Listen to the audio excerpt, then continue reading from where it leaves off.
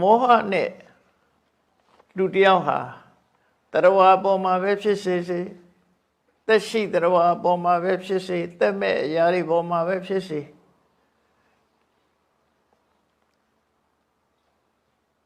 တွေ့ဝေးနေပြီဆိုလို့ရှိရင်ဒီလမ်းစဉ်အချက်၅ချက်အတိုင်းလိုက်နာရမယ်နံပါတ်1ကဘာလို့ဆိုရင်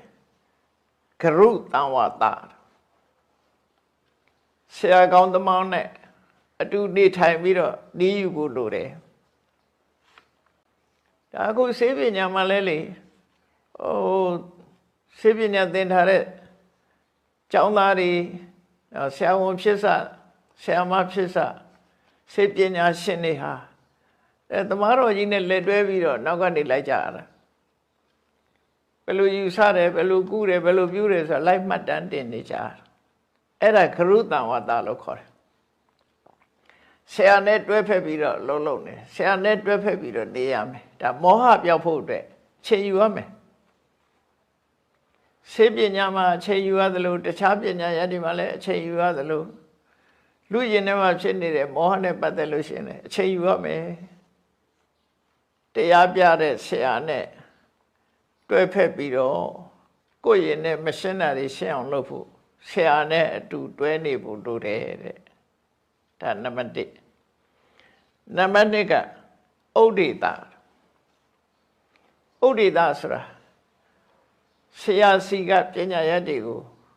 ရှင်နဲ့ရအောင်သင်ယူဖို့လိုတယ်ဆရာနဲ့အတူနေမယ်ဒီပညာရပ်တွေကိုရှင်နဲ့ရအောင်သင်ဖို့လိုတယ်ရှင်နဲ့ရအောင်သင်တယ်ဆိုတာဘယ်ယောဂဘာကြောင့်ဖြစ်တယ်ဘယ်ယောဂတောင်းရင်ဘယ်ဆေးပြောက်ဘယ်ဆေးလိုအပ်တယ်ဘယ်ဆေးတောင်းရင်ဘယ်ယောဂပြောက်တယ်သို့တော့ဘယ်ဆေးမှာ side effect တွေဘာတွေရှိတယ်ဘယ်ဆေးက side effect မရှိဘူးဘယ်ဟာကသက်သာစေနိုင်တယ်ဘယ်ဟာကယောဂပိုဆိုးနိုင်တယ်ဆိုရက်ဒီမှတ်သားချက်ပညာရပ်တွေကို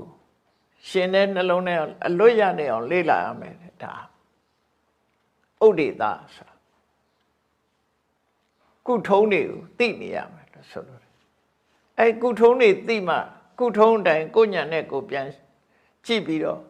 ဒီနေရာပဲကုထုံးကအကောင်းဆုံးလို့ဆိုရင်ဒါတော့ကိုယ်ပိုင်ညာနဲ့ပြန်စဉ်းစားရမယ်ပေါ့အဲ့ဒါကိုဥဒိတာလို့ခေါ်တာပဲဒီဘုရားမြတ်စွာဟောတဲ့သုတ်တန်နေကြည့်ပြီးတော့